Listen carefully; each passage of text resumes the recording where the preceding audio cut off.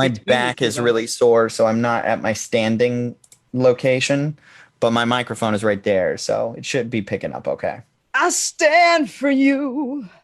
I'll stand for you because I'm not sitting. I'll I, stand for you. I appreciate it. I'll sit for Na, you. na, na, na, na, na, na, na, na. Maybe that's the song I was just giving myself a weird assignment. No, because I don't have fuck tons of things already on the list to do. I was like, what I should do, since I haven't finished a bunch of the stuff, I should just learn all of the parts to a song, like the guitar and the drums and the bass, and then learn it and then video that and then make it a thing. Because life isn't hard enough. Well, sometimes you got to make life interesting by doing something that's completely pointless. Well, it's stretching me out of comfort zones. It's like trying Yeah. new stuff. Like I'm Yeah. not Remy Shan or fucking Prince. That's not like who else? Kevin Gilbert. Just like, I'm gonna play all the parts because I'm a fucking genius. Yeah. I'm a big Ben Folds fan, Yeah, and yeah. he does a lot of the stuff himself. Just like something that I dig, but isn't like easy, isn't hard. Also, for some reason, I was thinking maybe what came on last time.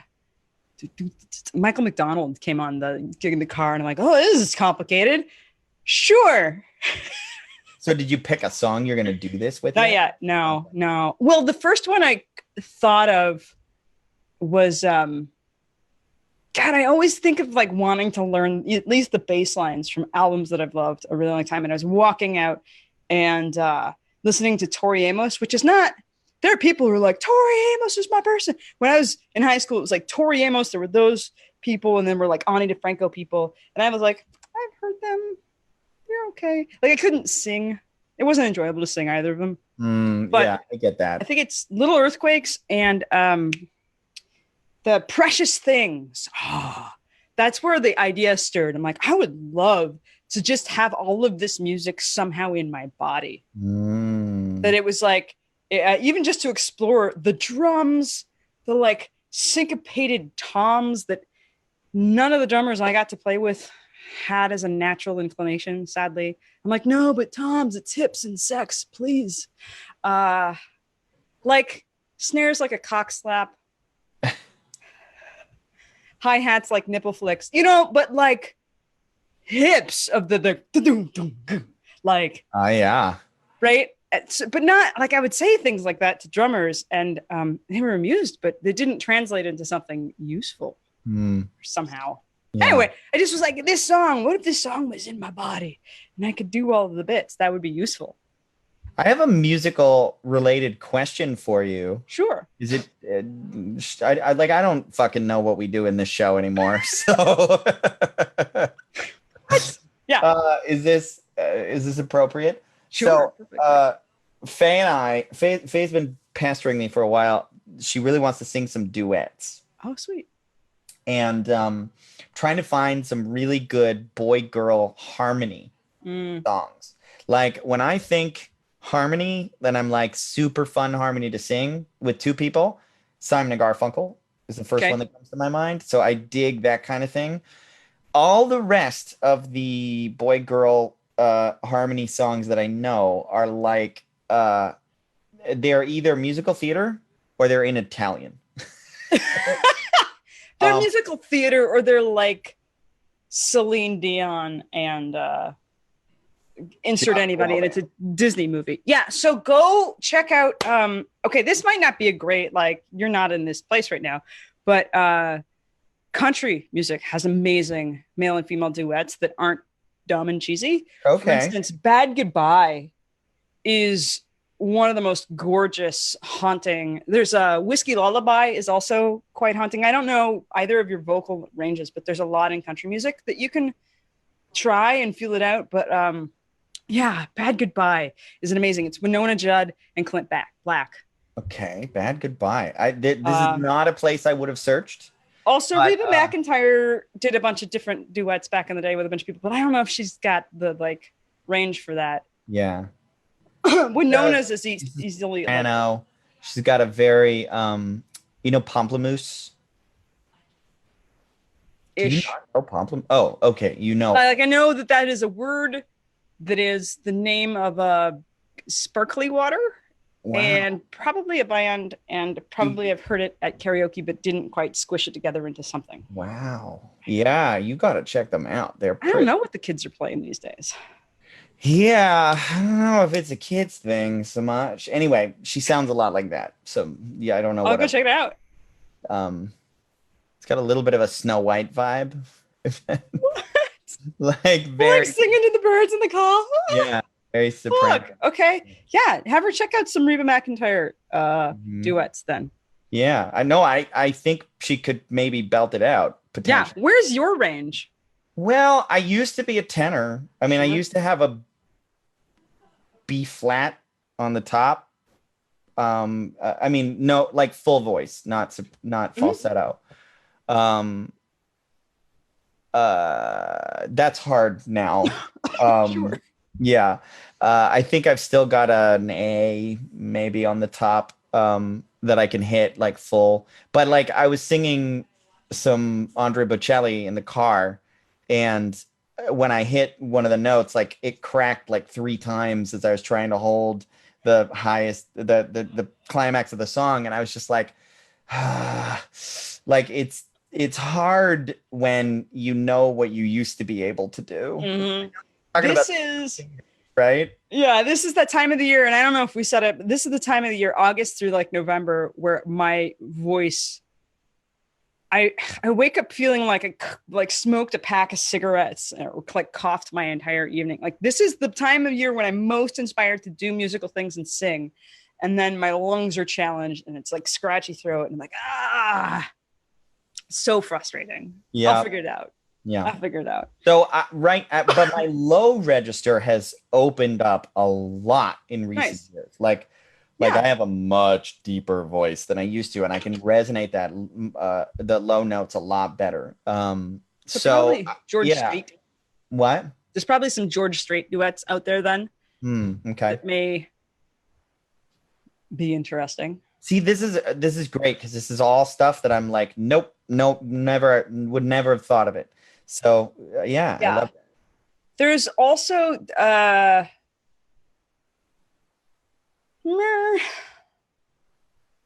maybe Indigo Girls songs could be interesting.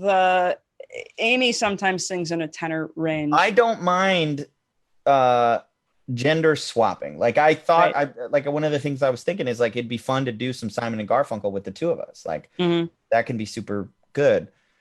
So I don't mind that at all. If there's some girl duets that we could figure out a way to do it, that would work. I just dig that they do a lot of like alternate melodies together.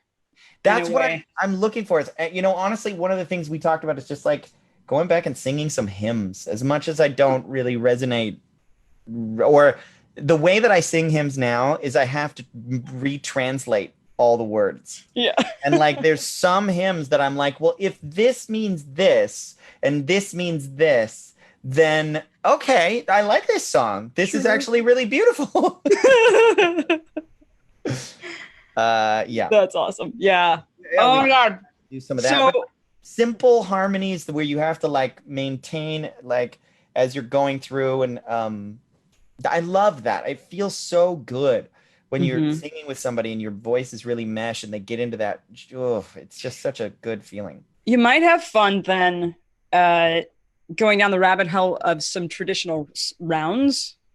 Yeah. Folk songs that are sung in round, because then you have the cross part harmony that happens because you're I think we're both really into like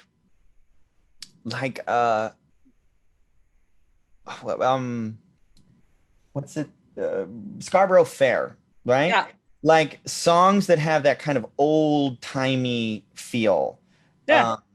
That kind of thing would be really fun. Like Irish ditties, Yeah. How would I even like a drinking song? Right. Get your cockles going. He actually knows a lot of sea shanties because she's a sailor. She used to be on like tall ships. Like, well, go shanty the shit out of it. Yeah. That could be fun too. Okay. You want to cut this part? Oh my God. So, hey, welcome to the Enlightened Couch Potato Show, where we talk about whatever the fuck we want to. And sometimes movies and Yeah, we talk about television. movies and television and stories and how these things are powerful transformational tools. Absolutely. I love that since it's been so long, there's a fuck ton of things we both watched. It reminds me of like how I went back and watched all the seasons of Arrow because season 8 was coming and how transformational that was, but we didn't have our show going yet. And I was just like, I want to talk about it. Damn it. Yeah. So I know you're excited about some stuff. Well, let me just get a couple things off real quick. Sure. We just finished I rewatched and she watched for the first time the season of Boys. Do you know, or The Boys? Oh, yeah, I should probably rewatch that. On So Amazon because the second season's coming out. Yeah. And really enjoyed it. Did you liked it? It took a minute. Yeah. It was really spiky. When I watched this time, I was like, you know what? I imagine a moment in the writer's room when they were like, okay, listen, the rule is every episode has to have at least one moment when the audience goes, what the fuck? And it's like so obvious when you're watching it that conversation happened at some point. Yes. Yeah. No, it's so and I love the superhero shows, and I had a sense of the shade of the color and no concept of the contrast and the depth of color that was gonna fucking happen with the storyline. And I'm just watching and I'm like, how do I wash my eyeballs? Yeah, Liz bailed the inside. Liz bailed at the airplane scene. She was like, I'm done. I'm out. I can't do this. For me, the scene when the show went to the next level of amazing was the dolphin scene. Oh my God. That made me go, I can't believe they just did that. This is insane. Yeah. So the fun news is that if you practice the principles of this is happening for me and not to me, that we talk about, that is also how I got through the first season of Jessica Jones, because that was a little edgy for me. Oh man, and I was just like, it's happening for me. It's happening for me. And then I also, at this point in life, have strategies for shifting my internal state. And certainly you can't unsee or unexperience things, but you can go outside and bounce up and down making noises for a while. Can I mention something about that? This is happening for me, not to me, that I hope doesn't like bring the mood down, but instead lends gravitas to that. Sure. Did you ever meet or have you heard about a very dear friend of mine named Sean Stevenson? I've heard about, did not meet him in person. No. Okay, so Sean Stevenson is a personal development motivational speaker who was in a wheelchair. He had osteogenesis imperfecta, I believe is the term, but it means it's commonly called brittle bone disease. So he was about 3 feet tall and he had bones break all the time in his life. He passed away recently and it was pretty sad. It was very sad. We were pretty broken up about it for a while. A really important person in our life. He introduced Liz and I to each other. His wife shared that the last thing he said to her before he went into surgery was, "This didn't happen to me. This happened for me." He was a profound human being. Yeah. Like he was one of those guys on his 30th birthday. I was there, which the doctor said he wouldn't live past 13. On his 30th birthday, he stood up. He sat in front of a room full of like motivational speakers, personal development gurus. I was there and he said, after 30 years on this planet, I now understand why I am here. And he said, the reason I am here is to serve as a reframe for all of you. Because if I can go out and find the wife and the woman of my dreams, create a successful business, become a best-selling author, share the stage with Tony Robbins and the Dalai Lama, and I am dealing with all of this, what fucking excuse do you have? And I was like, damn, it takes a lot to make a whole room of people who have dedicated their lives to becoming the best versions of themselves all go, it. Pantsed. Yeah. So that principle, this didn't happen to me, this happened for me, is applicable in many areas of your life. And one way that it is valuable is when you're watching movies and stories that are taking you someplace challenging. This is happening for me. Yeah. So that was one of the things you watched. Yeah. You want to go back and forth, or you want me to keep so I was just like, one of the things in the same motive, like this is happening for me. We've also talked about so you've talked a bit about how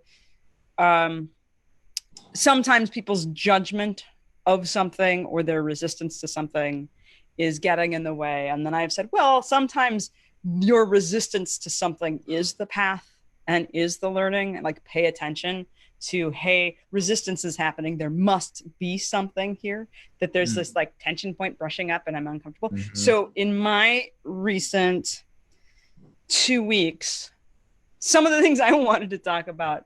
Did you go back and watch Fleabag finally? Neither of us have done that yet. No. So I started watching Umbrella Academy. I've heard good things, especially the second season. People are like, holy crap. So I noticed I just kept complaining about Ellen Page's shirts for a while, and the fact that she had like no facial expressions. And I just kept like finding that hilarious with me, and then letting it go. And then there was also, it turns out somehow magically in tech world, I started the Umbrella Academy maybe years ago and then gave up or got distracted or something. So when I was like, I'm going to watch it, it started me at the top of episode 2, but I didn't watch all of episode 1. I must have watched like a minute and a half. But so I'm watching this show that everybody's like, whoa, this is great. And I was excited about. Did you not realize it was like, episode 2? No, it was just like a weird, like, slow burn. Don't I know anything about any of these characters yet? Stuff's happening, and I'm like, this is an interesting way to just drop, okay.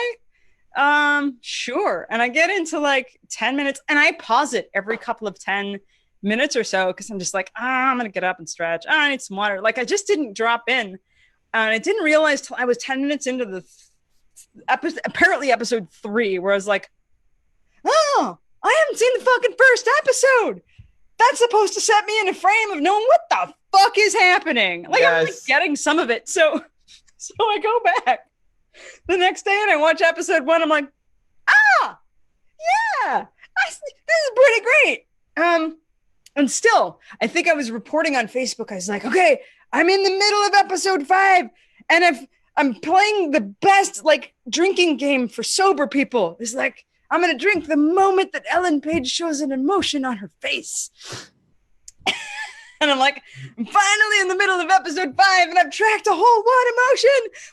Okay, someone drink on my behalf. But the cool news is that it had to do with the plot, thank fuck. But the things that didn't have anything to do with the plot, and I was more obsessed with, was I'd seen Ellen Page in Tales of the City a couple months ago. Laura Linney was in that. I was like, that's really good. And I think I've seen her in some other stuff. And I was like, so what's the deal with she just wears the same shirt and everything she does? Just buttoned all the way up to here, dress shirt, no friend. Is it in your contract? What's happening with Ellen Page and the one bland long sleeve shirt buttoned up? And I know it's like the new lesbian shirt. That's fine. But it doesn't make sense to me. I know people sometimes hire an actor to be themselves in a thing, right? Right. But there's actually like costume designers. There are costume designers. And I'm like, oh, is it in her contract? I have to wear this gray shirt. It's a slate, and it'll be buttoned up, and I will always have the sleeves and the like dude boots. Fine. But there's nothing yet. I've seen both seasons, and I'm fine with this, but there's still nothing in the character development or the structure of the story of who this person is and what they've gone through that explains why she's wearing that shirt over and over again. Ever. Like, I just know too much about storytelling to be like, this doesn't make any sense. It does take you out of it. And so then what I did was I'm like, it might seem like I'm having Ellen Page hate. Well, maybe I should watch her in some other stuff. So then I went and I watched, last night I watched Whip It, which apparently I've seen before, the roller derby movie. Yeah. She's awesome in that. And then I today just now finished My Days of Mercy, which is this amazing indie flick love story. Same shirt, but it works in this one. So yeah, it's fucking gorgeous and super sad. I love sad movies. So what was the name of this one? My Days of Mercy. Yeah, never even heard of it. So Ellen Page and Kate Mara are in it. Okay. And they are two people who are on the opposite sides of the protests of capital punishment. That's where they meet. Interesting. Yeah. It was so good. So there was like emotions and acting and things happening. So it turns out that these are chicks. Now the character she's playing in Umbrella Academy, I can really imagine, like, I'm going back in time going like, to just say to the costume designers, no, you can't do your job because I'm just going to wear these shirts. I have an endorsement deal or it's in my contract. I'm just going to wear this. I don't know. I know it doesn't make any sense, but I'm just going to wear this. But like, if somebody hands me the characters, like, we really need you to play this. And the character description is, this person is unremarkable. I probably would have made some of the same choices with my face. No, I can't possibly. Wait, I'm going to try it. It's hard to be a blank canvas. Well, I'm fucking expressive, but like ask Keanu Reeves. Like, people are like, Keanu Reeves is a terrible actor. No, he's not. He's really good at doing that one thing, and it's actually really hard to do that. Right. I don't know that. One, I don't think people would hire me to play Unremarkable, and that's not just me going. I'm just like, I have too many squishy face for that. Yeah. But also, like, what choices would you have made if you were like, your character arc starts with like, you're medicated and you've just believed that you're unremarkable compared to all of these like powered siblings, right? Yeah, that I get it. That makes sense. When you first brought her up, I had the thought, do I think Ellen Page is a terrible actress? And I started going back through my Rolodex, and the movie that I landed on that I was like, oh, nope. Have you ever seen a movie called Hard Candy? No. Okay. Yes. And I would appreciate to not talk about it. Okay. My father kept this is back when like Hollywood Video was still around, and he kept like, we'd like run a bunch of movies and leave them around for each other or whatever. He kept getting that for me, and I was just like, I just intuitively feel like, no, thank you. I just don't want to watch that movie. And I didn't know what it was about. Wow. I just had an energy. And then I watched it. And like I said, that now I have a process for shifting. Like, I can't unsee and feel that. Yeah. I didn't then. And so after I watched that, I bought a full drum kit. I just left my house and spent $900. Well, that's a pretty good strategy. I mean, maybe not the spend $900 part, but a drum kit, that's a good way to work out your aggression. Wasn't like I think he thought that I would find that like girl power, like empowering. Yeah. Oh, No, I don't see it that way. I mean, No, it's it's fucking awful. it's so like there are no good guys in that No, movie.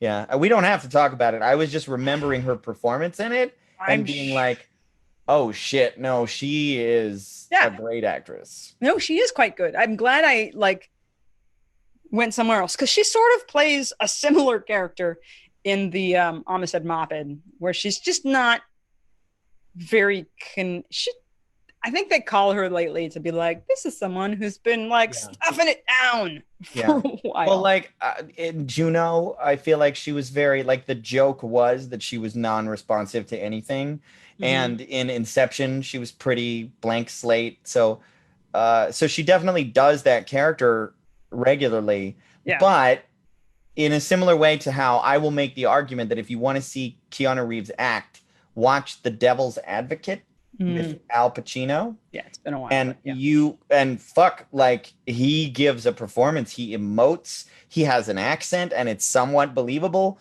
Like he is good in Yeah. that. He's Yeah. good. And so that what that tells you is that in the other movies, it's a choice. Yeah. Well, it took a while for me to feel that out because I'm like, cool. She was in that shirt over and over again in this limited series I just watched 2 months ago. Plus this really dumb hat. And didn't quite show emotions. Okay, cool. Now she's in that fucking shirt again and not showing emotion. But she does end up having emotions in Umbrella Academy and other things. But what was really great was that I sort of followed my like, what if I'm wrong? I love not necessarily being right about stuff. Like, maybe she's awful. And I went and I just fell in love with this super beautiful, sad love story thing. I just like fell in love with it. It broke my heart. I'm just like, oh God, I can feel things. Oh, I'm not a broken person either. That's one of the reasons why sad is so good. Is like, oh, I feel again. Can I go back to the boys for 1 second and share an insight that I was actually thinking this and I was like, I don't know if I'm going to say it, and then you just gave me a perfect transition to it.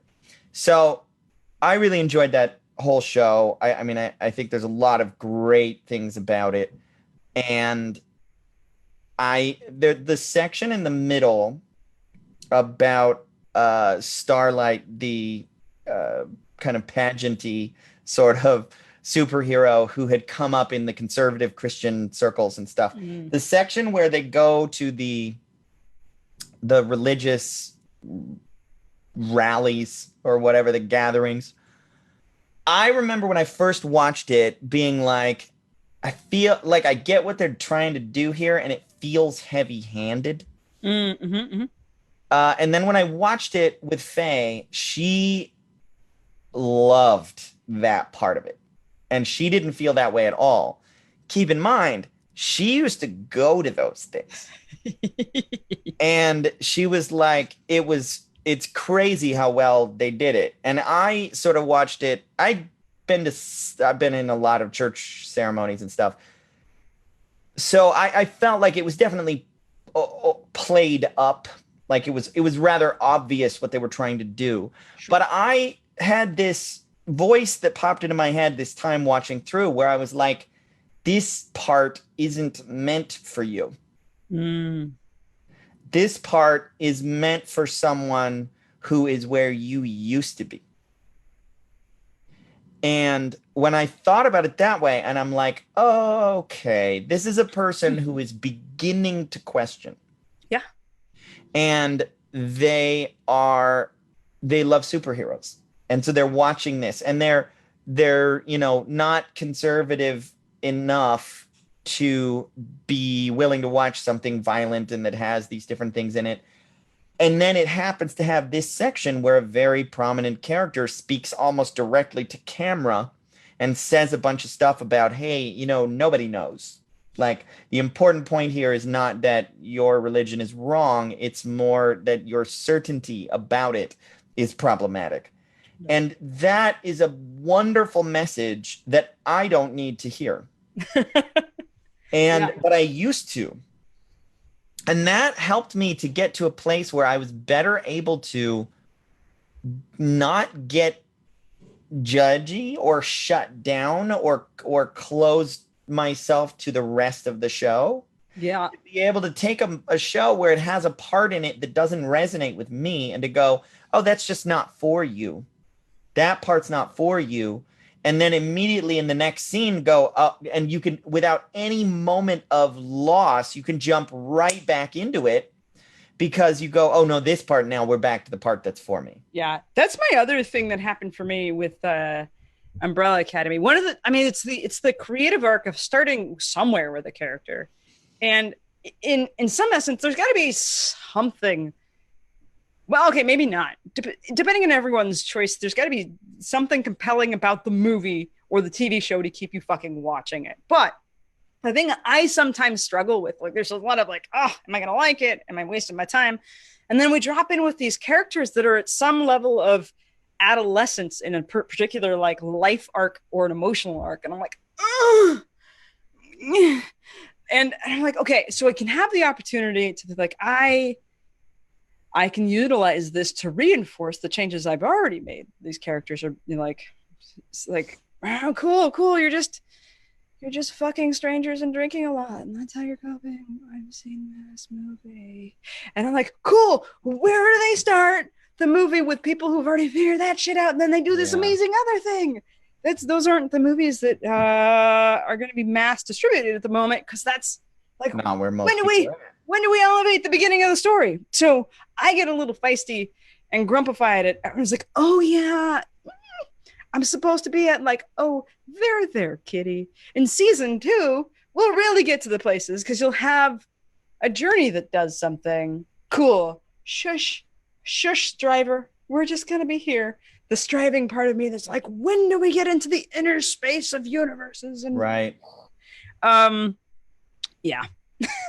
Yeah, I think to me that's one of my arguments that I've made about the Matrix trilogy is that while I will admit that from a filmmaking perspective, the second and third Matrix movies stumble a little bit. They're more experimental. There's some things that don't work quite as well. They don't land as well. The first movie is effectively perfect. It's a masterpiece. But the important point to me is that I think the main reason that the second and third movie didn't resonate with people as much is they are telling the rest of the story. And the first movie is the hero's journey, the whole hero's journey in the Star Wars-y sense of that word. But that's not the end of the mythology. Like, if you look at Joseph Campbell and you look at where that universal archetypal journey goes, it doesn't end with you blow up the Death Star or whatever. There's the return, and then there's what do you do afterwards. And we as a culture are not, very few people are thinking about those stages in the journey in their own life. Yeah. Well, and also this is a better, I don't know if we've done your like, I've got my neck out of the shit metaphor. There's that, but there's the one that I love that popped into my head is you've got Thor for 4 or 5 movies that he's appeared in, and then suddenly he's like, you're the god of thunder. It's not your fucking hammer. Yeah. You don't wield a magic hammer, you dip. And I'm like, exactly. Yeah. What? Because that's what happens sometimes when you're like, I discovered it. It's called hammer. And you write a book about it and you teach it to everyone. I'm like, yeah, but there's more. It's like, no, but it's so much stronger than everything that I've ever done. So good. Right? That's a very enlightened couch potato moment right there. To take Thor and to reference the fact that he had to go through 4 movies before a genius writer and director was like, this is his next step in his character. And to know that, and then and to have that be such a universal lesson, that's good job. Love that one. Boop. Yeah, nailed it. All right. Okay, you want to go next for me? Yeah. What's up? Okay, well, very quickly, we finished a show we've been watching for a long time called Penny Dreadful. Mm. I adore that show. It is so dark and so bloody and so fucked up, but it's handled with such like art and beauty and the it's like these are the kinds of things that can be very B movie splattery stupid, but Mhm. when it's handled with that level of care and that level of um I mean really beauty, like it's beautiful and awful and dark and they go places that I'm like I can't believe this is in a show at all that they Mhm. did this, and I love it. There's so many lessons, so many profound character journeys and moments. That was great. I don't have a lot to dig into on that one. The movies we've been watching, this is where I wanted to talk. So we watched The Truman Show, Mhm. which you and I apparently have discussed before. Just briefly. And I just wanted to say, having watched that movie multiple times and having revisited it now, I am more convinced than ever that that is one of the most profound movies maybe ever made. I love that story. So I wanted to talk about a couple of specific points. Is that okay? Yeah. I'm with Okay. you. So one is I'll start with a weird one. Okay. So Yay. there's a book by an author named Robert Anton Wilson. Sometimes that people refer to him as Raw, R-A-W. So Robert was a very interesting author who wrote a lot about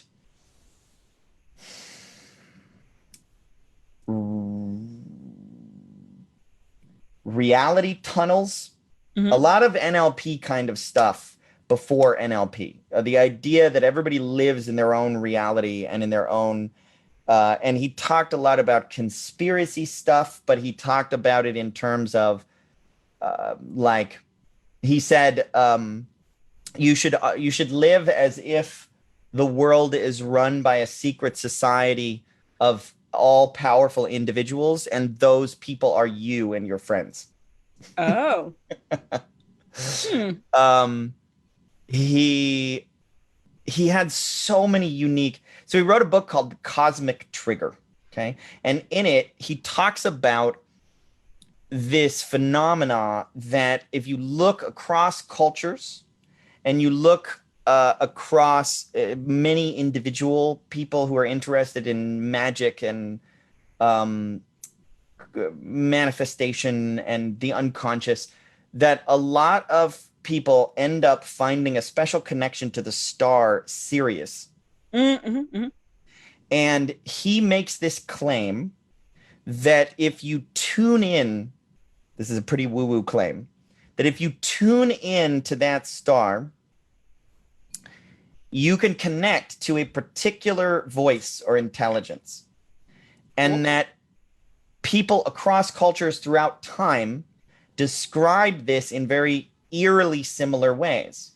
Mm-hmm. But he then goes on to say that he is very clear that that doesn't mean that there are aliens in the star system Sirius that you are connecting with. He's saying that might be true, but it is also possible that for some unknown reason, simply pretending that you are connecting with some kind of alien intelligence that's billions of light years away somehow unlocks some latent something inside of the collective unconscious of all of us, and that anybody can do it, and it doesn't have to be real in the sense that people think that it needs to be. Yeah, Anyway, essentially all the people that I've talked to that talk about aliens and that some of us are souls that are descended and had lived in many places talk about Sirius as a place where all of the it's like a radio tower that yeah, transmits from other places, and that yep, was the like stop off prior to coming to Earth yep. for many different planets and aliens. Yes, I've heard this many times. So I'm very agnostic about this, like intentionally. However, I find this premise, this idea that when you pretend something is real, sometimes it becomes real to a certain extent. And this idea of the significance of that star connecting and opening up certain possibilities. So at the very beginning of Truman Show, the inciting incident, right? Truman is getting out of his house or whatever, and a light falls from, like a stage light, falls from the ceiling and crashes on the ground. And written on that light is the word serious. Spelled like the star. I'd never noticed that before. That's awesome. And when I was watching it, I was like, oh, fuck. I think some people who were involved in the making of this movie are tuning into some shit. Mm-hmm. And at least that means maybe they read Robert Anton Wilson, because a lot of the themes in that movie are the kind of things that he talked about. Awesome. Okay, one other point. Yeah. Most movies that have a hero's journey, there is a point in the journey that is often referred to as the sacred killing of the father. Sure.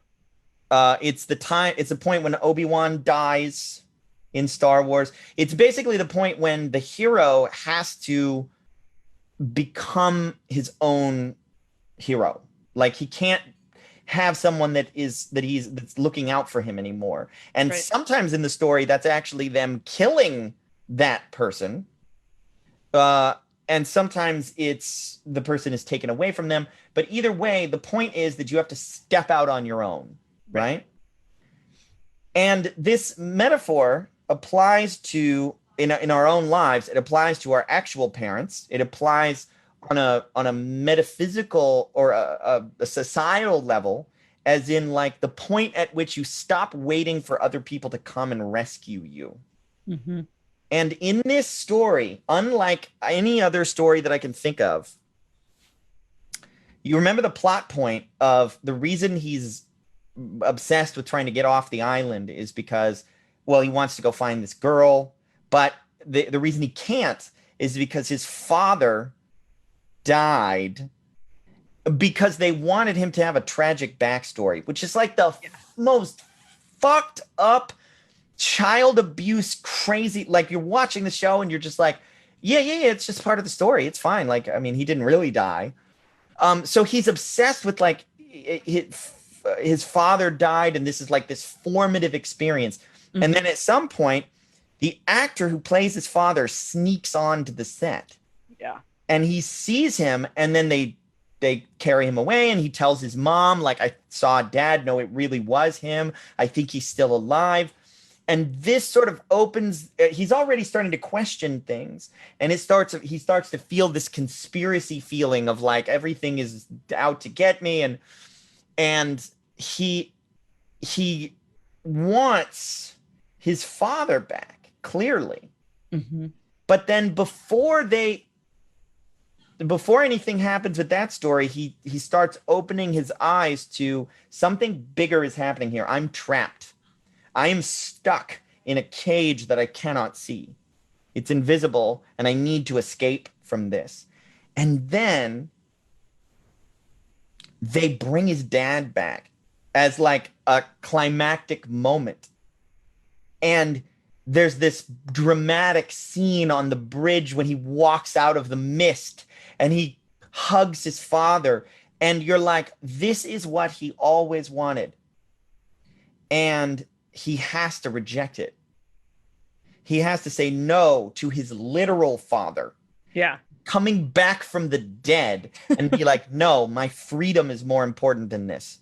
I will not get sucked back into, in Buddhism, they call it the Maya, right? The illusion, right? I will not get sucked back into the illusion. I am obsessed with escaping, with liberation. So then he escapes, he goes out on the water, and he has to face God, the literal booming voice of God, the Father with a capital F. Yeah. And he has to face and reject the Father saying, I built this place for you. You are safe here. Don't leave. Stay here. I'll take care of you. And he symbolically has to stand there. That scene when the boat is sailing and there's the blue sky and then he hits the wall and it's the painted blue sky.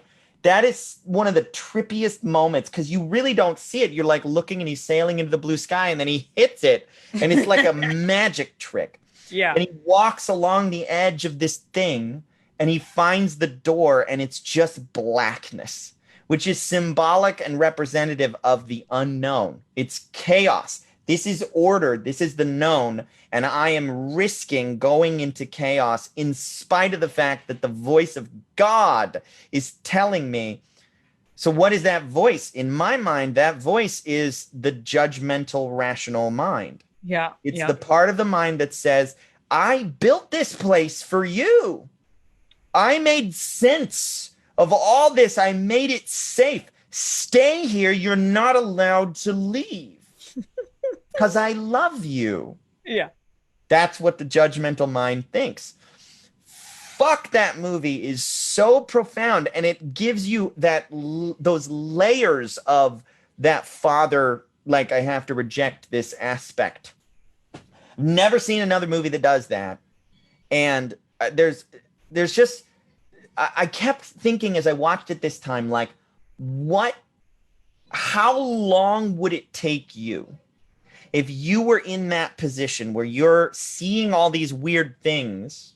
How long would it take you to suspect what's actually going on with him?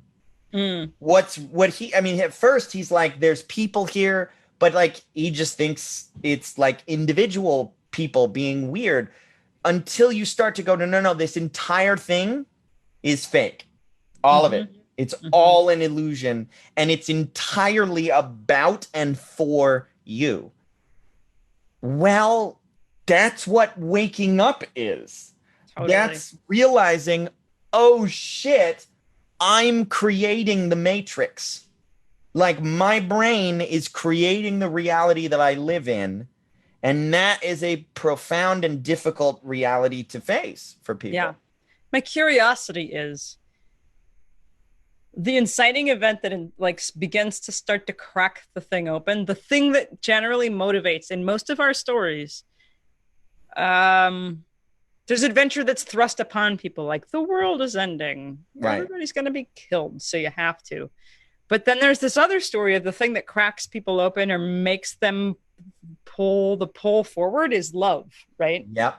Like, that would not have happened without this like, a woman is the thing he was going after, that feeling of that connection. Yeah. So archetypally for me, the way I see that is, so the protagonist in the story is always representative of the conscious mind. That's the self that you experience yourself as floating around in this thing. The love interest, one of the simplest ways to view that, and you can always interpret this in different ways, but for me, the first one that I always imagine is the love interest is the unconscious. The love interest is the part of you that is mysterious and feminine and beautiful and unpredictable and unexpected, and the part of you that is the source of meaning and beauty and magic. And when you catch a glimpse of that, in a sense, that is the only thing you've ever been in love with.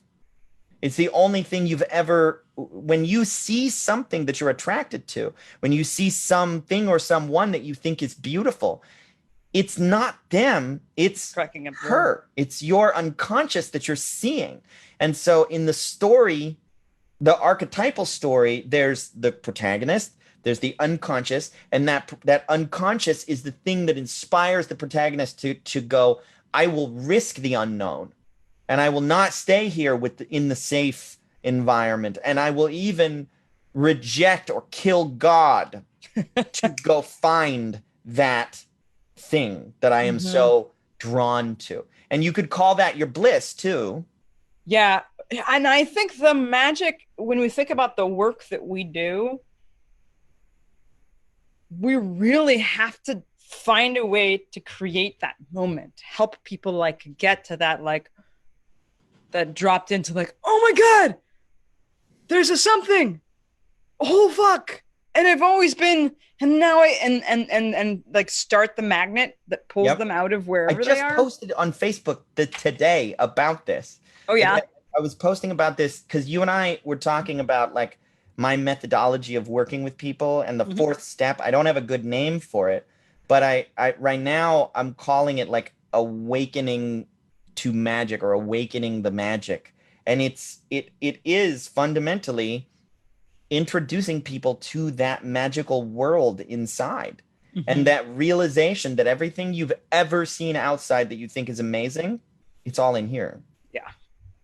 So fucking Truman Show. I absolutely loved it. And it was already one of my favorite movies, but I hadn't seen it in years. And watching it again, I was floored by how profound and how great that movie is. Was watching that the birthday gift you gave yourself? No. Did I watch something for my birthday? I don't know. No, we watched that 3 weeks before my birthday Groovy. because I have two other movies that I could talk about, but we're not going to have time. So your turn. No, I was just like, it was your birthday recently, and you're like, maybe we should talk about it on the show. What'd you do for your birthday? I went paddle boarding, Ooh. which I shared a metaphor about that in my other podcast because it actually wasn't the first time. But the first time we went paddleboarding, it was super dangerous and really scary, and I didn't like it very much. Because we went out on big fucking waves, and I was like, I could die. Yeah. Like there's undertow, and I'm not in super great shape right now. So, but then we went to like Huntington Beach Harbor, and like it's super flat, completely still water, and we went out and just paddle boarded between like multi-million-dollar houses on each side in these canals. It is so gorgeous there. It was so fun. Oh my God, I loved it. The only downside was I got sunscreen everywhere except one strip on my low back that got super sunburned. So that was super fun. Did that, and then next day we went to the pool. I had some hangout time with my girls, and I got a present, which is not in here, but I got a book that I've already read before, but I got the special collector's edition of my favorite comic book series called Promethea. And I got the first of 3 volumes of that. That's like the 20th anniversary. It's probably my favorite book of all time, period. Nice. As well as comic book. And then that night, I feel like we did something else, but I can't remember. I swear there was something else that we did.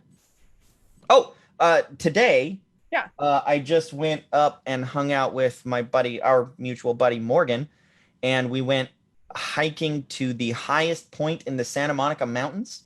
Okay. And I have a panoramic picture that I will post later that is jaw-dropping.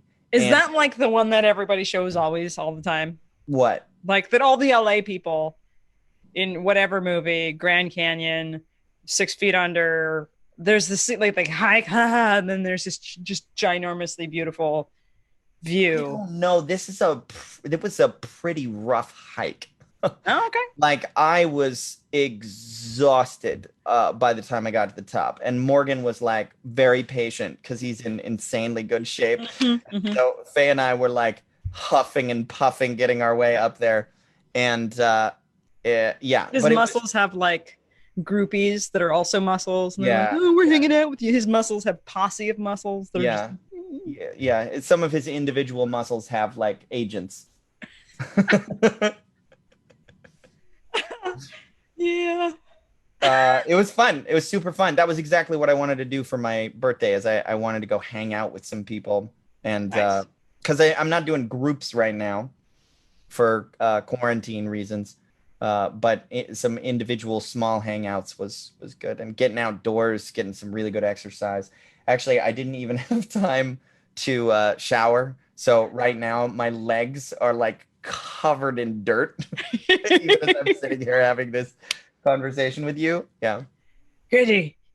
you're grounded. You're re-energized. Yeah. Your eons. Is that what they are? Ions. Whatever you did. Yeah, eons would be like how long. Your eons of ions. Yeah. They're on your thighs. So yeah, that's. Oh, and I also have eaten oh yeah, that's the other thing. I had deep dish pizza and cheesecake for my birthday dinner. That's what I was craving during my fast, and I was like, after my fast, I was very strict with my food all the way until my birthday. So I basically did like 30 days, 12 days of not eating and 30 days total of really clean eating. And then I ate so much pizza. Oh my God. Yeah, Chicago style deep dish pizza just keeps coming up in my feed. And I was like, I actually have not had that in my mouth. There are lots of things I've had in my mouth, and that's not one of them. No, I've never had. A lot of people don't like it. And a lot of people from Chicago really don't like it. Huh. But I went there and I was like, what the fuck is this? So Liz grew up in Chicago and she took me to one of the like best deep dish pizza places. Yeah. And I loved it. I was like, look, I get New York style. I get fold it, eat it. Like that to me, like, I don't really think of deep dish Chicago style pizza as pizza. It's more like cheese pie. And that's awesome. Yes. Like, I will eat a fucking casserole full of cheese and red sauce. And like fried, like baked crispy cheese on the edges of if it's mostly cheese, I don't necessarily like a lot of tomato sauce. I don't know if I want a doughy crust, but the crispy, crunchy, melted cheese thing, that sounds amazing. For me, it's fun. I'll eat regular pizza too. That's fine. I got a Hawaiian style one too, which a lot of people are like, "Oh my God, you eat pineapple on your I love it. I like it." Shut up. Yeah, I'm from the universe where pineapple was amazing. Yeah. And then the particle collider did its thing, and now Sally Fields is now Sally Fields, and she said, "You like me right now? You like me?" That's not what she fucking said. Anyway, the universe I was from, no one would give anybody shit about pineapple on a pizza because it's amazing. Yeah. This universe is weird. Yeah. Toilet paper's backwards. I did not follow that Sally Fields thing. So in the Mandela effect, you love me. You really love me. In the Mandela effect, there's this theory that people sort of misremember things. Sure. And that it's actually a different universe. Like the Bernstein Bears. Well, yeah. They call it the Mandela effect. Some people think, oh, well, maybe we're from a different universe, and they collided and they're similar enough and they squish together and you're in another. So, but then they're like, I think there's just a thing that happens with the brain where everybody sort of collectively misremembers things. But like, here's the problem. She said, "You like me, you really, really like me." Her name was Sally Fields with an S for a very, very long time. And that was so prolifically, like everybody made fun of her so much that it showed up ripples of the same fucking phrase in tons of like kids shows, television, movies, referenced every fucking where. And now when you go on YouTube, it says, "You like me. Right now, you like me." That's not a fucking triplet. You like me. You really, really like me. What? Huh? That's so not the same thing. That's not what she said? Not in the universe I was from. Wow. And not all of the television and movie that referenced what she said.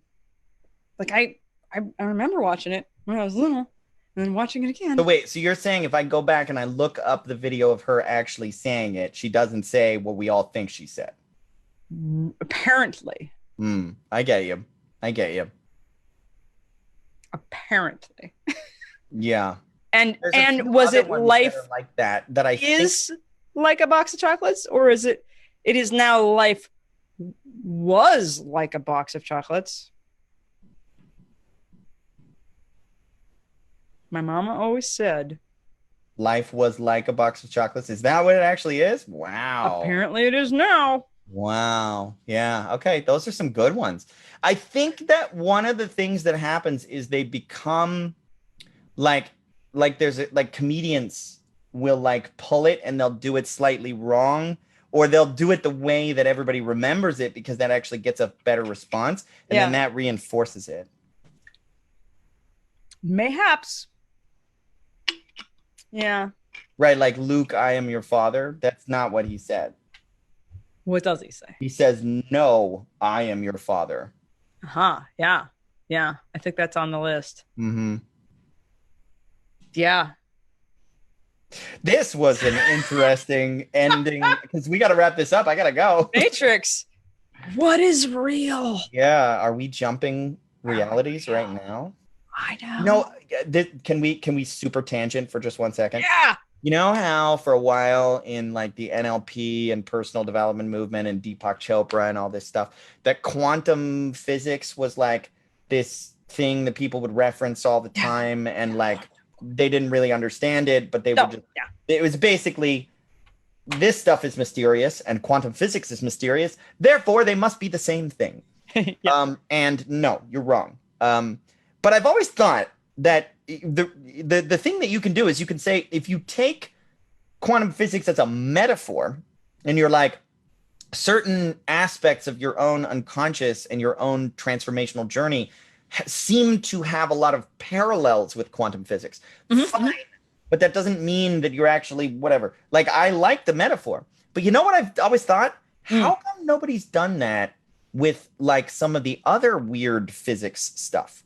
Like the theory of that every possible dimension exists, that like the idea that if the universe is truly infinite, which we think that it is, that mathematically it is not a probability, it is an inevitability, that everything that ever could happen has happened, is happening, and will happen again. That you and I have had this conversation before, and that we've had every possible variation of this conversation before, where instead of saying the word, I said, instead of saying the thing that I said, like there.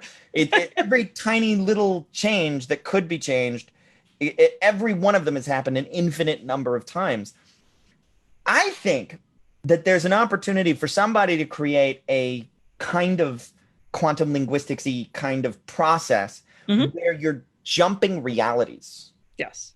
That like, if you just go, well, what if you believed that you could close your eyes and imagine yourself in a different reality, and then when you open up your eyes, you're in that one? What kind of changes would you make? How subtle or small would they be? Maybe you can't make super huge ones because it's too hard to jump that far. But what if you could jump to a reality where you didn't believe the same things about yourself, or something in your past happened, right? Right? You and I have geeked out about actually creating this as a I don't know if we like product or experience. I've done some of this as an experience personally and with other people.